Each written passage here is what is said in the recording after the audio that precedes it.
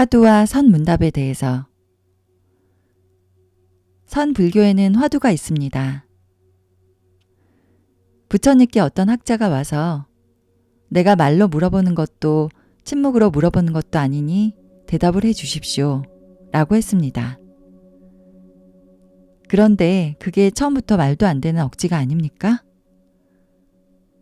그러니 부처님이 얼마나 어처구니가 없었겠어요? 거기서 무슨 말을 할 수가 있었을까요?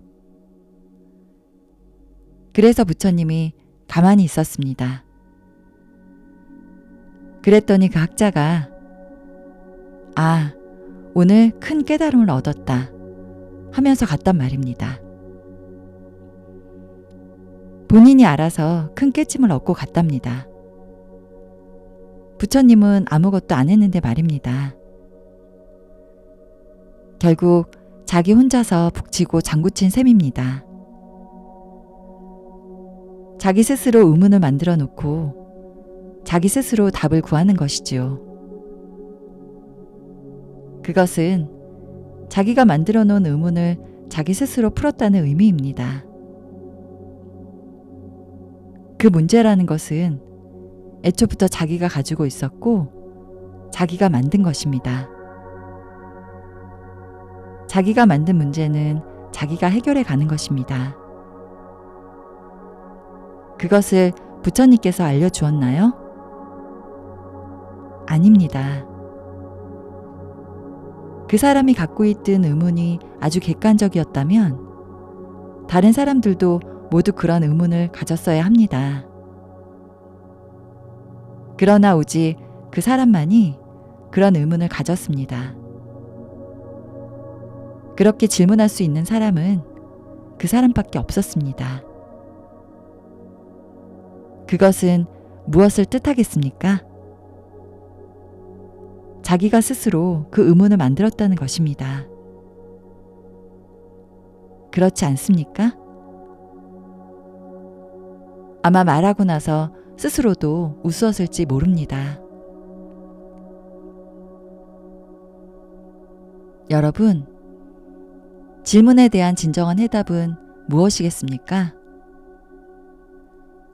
질문의 허구성을 보는 것이 해답입니다. 그 질문에 대해서 답을 구하는 것은 참으로 바보 같은 짓입니다. 질문에 대해 허구성을 간파하는 것이란 바로 자기가 질문을 만들었다는 것을 아는 것입니다. 질문이 질문을 만들지는 않습니다. 그래서 해답도 자기가 만들 수 있으며 자기가 만족할 수도 만족하지 않을 수도 있고 이해할 수도 이해하지 못할 수도 있는 것입니다. 이해하는 것도 자신이고 이해하지 못하는 것도 자신인데 사람들은 이해하지 못하는 자신은 진정한 자신이 아닌 것으로 받아들입니다. 이런 엉뚱한 이야기가 있을까요? 무엇을 안다고 하는 것도 내가 아는 것이고 무엇을 모른다는 것도 내가 모르는 것입니다. 알고 모른다는 것은 주인이 아닙니다. 그런데 사람들은 알고 있는 나는 내가 분명한데 모르고 있는 나는 진정한 내가 아니라고 부정합니다. 정말 엉뚱하지 않습니까? 모두 여러분입니다. 긍정하는 것도 자기 자신이요. 부정하는 것도 자기 자신입니다. 왜 긍정이 자기의 주인이 돼야 되고 부정이 자기의 주인이 되어야 합니까? 긍정은 자기를 인정해주는 듯하고 부정은 자기를 인정하지 않는 것 같아서 혼란을 느낍니까? 하지만 혼란도 답답함도 여러분이 만드는 것입니다.